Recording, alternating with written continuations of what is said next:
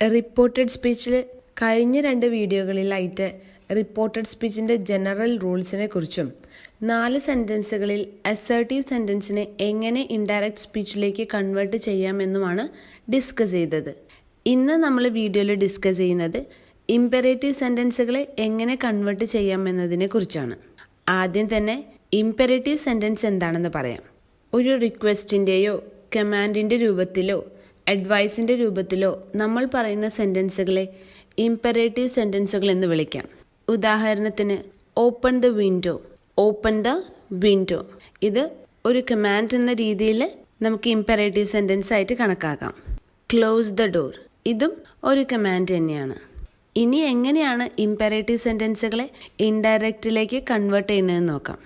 Declarative സെൻറ്റൻസിൽ reporting വെർബായി Z എന്നാണ് പറഞ്ഞത്. എന്നാൽ ഇംപെറേറ്റീവ് സെൻറ്റൻസിൽ വാക്യത്തിൻ്റെ, അതായത് സെൻറ്റൻസിൻ്റെ മീനിങ്ങിനനുസരിച്ച് സെഡ് എന്നത് മാറ്റി told, asked, requested, ordered, commanded എന്നിങ്ങനെയാക്കാം. ഞാൻ ഒന്നുകൂടി പറയാം. ഇംപെറേറ്റീവ് സെൻറ്റൻസിൽ റിപ്പോർട്ടിംഗ് വെർബ് സെഡ് എന്നത് മാറ്റി told, asked, requested, ordered, commanded എന്നിങ്ങനെയാക്കാം. സെൻറ്റൻസ് ഏത് അർത്ഥമാണോ, ഏത് ടോണിലാണോ പറയുന്നത് അതനുസരിച്ചാണ് റിപ്പോർട്ടിംഗ് വെർബ് എഴുതുന്നത്. ഇംപെറേറ്റീവ് സെൻറ്റൻസിൽ റിപ്പോർട്ടിംഗ് വെർബിന് ശേഷം ഒബ്ജക്റ്റ് എഴുതണം.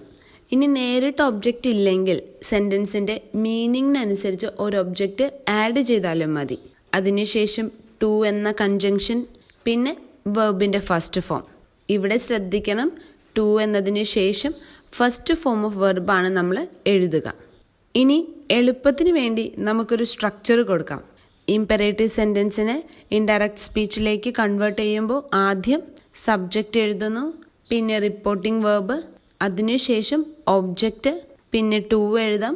ടൂവിന് ശേഷം എഴുതുന്ന verb first form of verb ആയിരിക്കും. പിന്നെ സെൻറ്റൻസിൽ എന്താണോ ബാക്കിയുള്ളത് ആ ഭാഗങ്ങൾ നമുക്ക് ആഡ് ചെയ്യാം. ഒന്നുകൂടി പറയാം. Subject plus reporting verb plus object plus two plus first form of verb, പിന്നെ സെൻറ്റൻസിൽ എന്താണോ ബാക്കിയുള്ളത് ആ ഭാഗങ്ങൾ നമുക്ക് ചേർക്കാം. എക്സാമ്പിൾസ് നോക്കാം. The teacher said to the students be silent. The teacher said to the students be silent. അപ്പോൾ ഇൻഡയറക്റ്റിലേക്ക് ചേഞ്ച് ചെയ്യുമ്പോൾ നമുക്കറിയാലേ, ബി സൈലൻറ്റ് എന്ന് പറയുമ്പോൾ ടീച്ചർ എന്തായാലും അതൊരു കമാൻഡ് എന്ന രീതിയിൽ അല്ലെങ്കിൽ ഓർഡർ എന്ന രീതിയിലായിരിക്കും പറഞ്ഞിട്ടുണ്ടാവുക. അപ്പോൾ ആദ്യം നമ്മൾ സബ്ജക്റ്റ് എഴുതാം. ഇവിടെ സബ്ജക്റ്റ് ദ ടീച്ചർ, റിപ്പോർട്ടിംഗ് വെർബായിട്ട് ഓർഡേർഡ് എടുക്കാം. The teacher ordered. ഇനി സെൻറ്റൻസിൽ, അതായത് ക്വസ്റ്റ്യനിൽ ഒബ്ജക്റ്റ് ഏതാണെന്ന് നോക്കാം. ഇവിടെ ടീച്ചർ പറയുന്നത് കുട്ടികളോടാണ്, അതായത് നേരിട്ട് ഒബ്ജക്റ്റ് തന്നിട്ടുണ്ട്. അതുകൊണ്ട് the teacher ordered the students. ഇനി ടു എഴുതണം, ഫസ്റ്റ് ഫോം ഓഫ് വെർബ് എഴുതണം. ഇവിടെ ബി എന്ന് തന്നെയാണ് ഫസ്റ്റ് ഫോം ഓഫ് വെർബ്. അപ്പോൾ answer the teacher ordered the students to be silent. ഈ ക്വസ്റ്റ്യൻ നോക്കിയേ. He said close the door. He said close the door. ഇവിടെ നമുക്ക് ഹീ ടോൾഡ് എന്ന് തുടങ്ങാം. അതല്ല, ഒരു കമാൻഡ് ആയിട്ടാണ് ഈ സെൻറ്റൻസിനെ കാണുന്നതെങ്കിൽ ഹീ കമാൻഡഡ് എന്ന് പറഞ്ഞാലും ശരിയാണ്. ഇനി ഈ ക്വസ്റ്റ്യനിൽ നേരിട്ടൊരു ഒബ്ജക്റ്റ് ഇല്ല അല്ലേ. ഇത്തരം സിറ്റുവേഷൻസിൽ സെൻറ്റൻസിൻ്റെ മീനിങ്ങിനനുസരിച്ച് ഒബ്ജക്റ്റ് നമ്മൾ എഴുതണം. ഇവിടെ he said close the door. അവൻ പറഞ്ഞു ഡോർ അടയ്ക്കാനായിട്ട്. അവൻ ആരോടായിരിക്കും പറഞ്ഞിട്ടുണ്ടാവുക? അവൻ എന്നോട് പറഞ്ഞു എന്നെഴുതിയാൽ ഇവിടെ നമുക്കൊരു ഒബ്ജക്റ്റ് കിട്ടും അല്ലേ. He told me. അപ്പോൾ he told me to close the door. ടുവിന് ശേഷം first form of the verb close തന്നെ. He told me to close the door. ഞാൻ നേരത്തെ പറഞ്ഞിരുന്നു, ടോൾഡ് മീക്ക് പകരം കമാൻഡഡ് എഴുതിയാലും ആൻസർ ശരിയാണ്. He commanded me to close the door. അപ്പോൾ ഒബ്ജക്റ്റ് ഇല്ലാത്ത ക്വസ്റ്റ്യനിൽ എങ്ങനെയാണ് ഒബ്ജക്റ്റ് എഴുതുന്നതെന്ന് ഇപ്പം നമുക്ക് മനസ്സിലായി. ഇനി ഈ ക്വസ്റ്റ്യൻ ചെയ്ത് നോക്കാം. He said to the boy do not sit here. He said to the boy do not sit here. ഇതൊരു നെഗറ്റീവ് സെൻറ്റൻസ് ആണല്ലേ. ഇതിനെ നമുക്ക് ഇൻഡയറക്റ്റിലേക്ക് ചേഞ്ച് ചെയ്യുമ്പോൾ he ordered the boy not to sit there. He ordered the boy not to sit there. ഇവിടെ not ചേർക്കുന്നത് ടൂവിന് മുൻപിലാണ്. അതുപോലെ തന്നെ ഹിയർ എന്നത് ദയർ ആയിട്ട് എഴുതി. ബാക്കിയെല്ലാം കഴിഞ്ഞ ക്വസ്റ്റ്യനിൽ ചെയ്തതുപോലെ തന്നെ അതേ സ്ട്രക്ചറാണ് നമ്മൾ ഫോളോ ചെയ്യുന്നത്. ഇനി ഈ സെൻറ്റൻസിനെ മറ്റൊരു രീതിയിൽ കൂടി നമുക്ക് എഴുതാം. He forbid the boy to sit there. He forbid the boy to sit there. ഇനി അതല്ലെങ്കിൽ he prevented the boy from sitting there. He prevented the boy from sitting there. അതായത് നെഗറ്റീവ് സെൻറ്റൻസിൽ റിപ്പോർട്ടിംഗ് വെർബ് ഫോർബിഡ് ആണെങ്കിൽ 2+V1 തന്നെ എഴുതിയാൽ മതി. എന്നാൽ reporting വെർബായിട്ട് പ്രൊഹിബിറ്റ്, പ്രിവെൻറ്റ് എന്നിവയാണെങ്കിൽ ഒബ്ജക്റ്റിനു ശേഷം from plus verb plus ING ആയിരിക്കും. ഞാൻ ഒന്നുകൂടി പറയാം. നെഗറ്റീവ് സെൻറ്റൻസിൽ റിപ്പോർട്ടിംഗ് വെർബ് പ്രൊഹിബിറ്റ് അല്ലെങ്കിൽ പ്രിവെൻറ്റ് ആണെങ്കിൽ ഒബ്ജക്റ്റിനു ശേഷം from plus verb plus ING ആയിരിക്കും.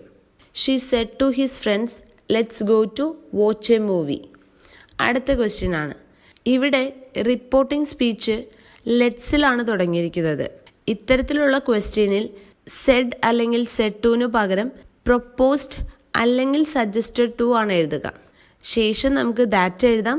ഇനി ലെറ്റ്സിന് പകരം നമ്മൾ വി അല്ലെങ്കിൽ ദേ ഷുഡ് +V1 ആണ് എഴുതുക. ഞാൻ ഒന്നുകൂടി പറയാം. ലെറ്റ്സിൽ തുടങ്ങുന്ന ഇമ്പറേറ്റീവ് സെൻറ്റൻസുകളിൽ റിപ്പോർട്ടിംഗ് വെർബ് സെഡ് അല്ലെങ്കിൽ സെഡ് ടുവിന് പകരം പ്രൊപ്പോസ്ഡ് അല്ലെങ്കിൽ സജസ്റ്റഡ് ടു ആണ് എഴുതുക. ശേഷം നമ്മൾ ദാറ്റ് എഴുതും. ഇനി ലെറ്റ്സിന് പകരം നമ്മൾ വി അല്ലെങ്കിൽ ദേ ഷുഡ് +V1 ആണ് എഴുതുക. അപ്പോൾ ഇവിടെ answer she suggested to his friends that they should go to watch a movie. She suggested to his friends that they should go to watch a movie. നമ്മുടെ last question ആണ്. My mother said to me may God bless you. My mother said to me may God bless you. ഇതൊരു blessing ആണല്ലേ. ഇത്തരം സെൻറ്റൻസുകളെ എങ്ങനെയാണ് ഇൻഡയറക്റ്റിലേക്ക് change ചെയ്യുന്നത് നോക്കാം. ഇവിടെ Z അല്ലെങ്കിൽ സെഡ് ടുവിന് പകരം നമ്മൾ ബ്ലെസ്ഡ്, വിഷ്ഡ് എന്നൊക്കെ പറയാം. അപ്പോൾ ആൻസറിൽ my mother blessed me that God might bless me. My mother bless me that God might bless me. ഇവിടെ ക്വസ്റ്റ്യനിൽ മേ എന്നത് ആൻസറിലേക്ക് എഴുതുമ്പോൾ മൈറ്റായി മാറും. ഇനി നമ്മൾ ആദ്യം പറയുന്ന മൈ മദർ ബ്ലെസ് മീ, ഇവിടെ മീ ഇല്ലാതെയും നമുക്ക് ആൻസർ എഴുതാം. My mother blessed that God might bless me. അപ്പോൾ ഇന്ന് നമ്മൾ വീഡിയോയിൽ ഡിസ്കസ് ചെയ്തത് ഇമ്പറേറ്റീവ് സെൻറ്റൻസുകളെ എങ്ങനെ ഇൻഡയറക്റ്റ് സ്പീച്ചിലേക്ക് കൺവേർട്ട് ചെയ്യാം എന്നതിനെക്കുറിച്ചാണ്. കുറച്ച് ക്വസ്റ്റ്യൻസിലൂടെയാണ് നമ്മൾ ഇമ്പറേറ്റീവ് സെൻറ്റൻസുകളെ ഇൻഡയറക്റ്റ് സ്പീച്ചിലേക്ക് ചേഞ്ച് ചെയ്യാൻ പഠിച്ചത്.